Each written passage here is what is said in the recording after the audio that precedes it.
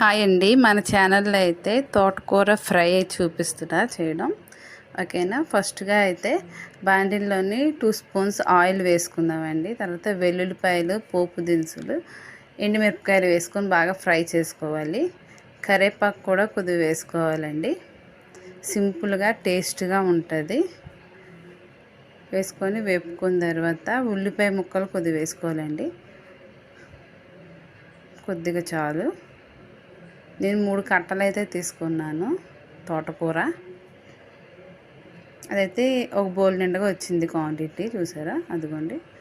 బాగా ఫ్రై అయిన తర్వాత తోటకూర అయితే వేసేసుకొని కలపకుండా అలా వదిలేయాలండి.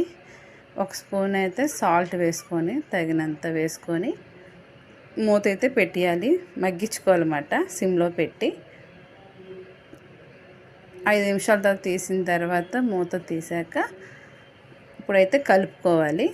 చూసారా ఎంత కొద్దిగా అయిపోయిందో. 3 కట్టల అంత క్వాంటిటీ వచ్చింది నాకైతే.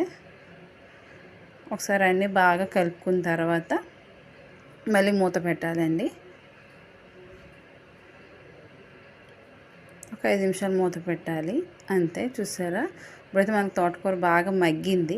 ఈ మగ్గిన టేస్ట్ ఒకసారి చూడండి, చాలా బాగుంటుంది. కుక్కర్లో పెట్టుకున్నా ఓకే, టేస్ట్ అయితే ఇలాగే ఉంటుంది. సేమ్ ఇలాగే కుక్కర్లో కూడా పెట్టుకోవచ్చు. ఇప్పుడైతే కాసేపు ఇంకా మూత పెట్టకుండా అలా వదిలేయాలి. ఇంకొక 5 నిమిషాలు అయిన తర్వాత చూసారా, మనకైతే కర్రీ రెడీ అయిపోయింది, తోటకూర ఫ్రై. ఇప్పుడైతే సర్వ్ చేసుకోవడమే. టేస్ట్ అయితే సూపర్ ఉంది. మీకు నచ్చినట్టు లైక్ చేయండి, షేర్ చేయండి, సబ్స్క్రైబ్ చేయండి.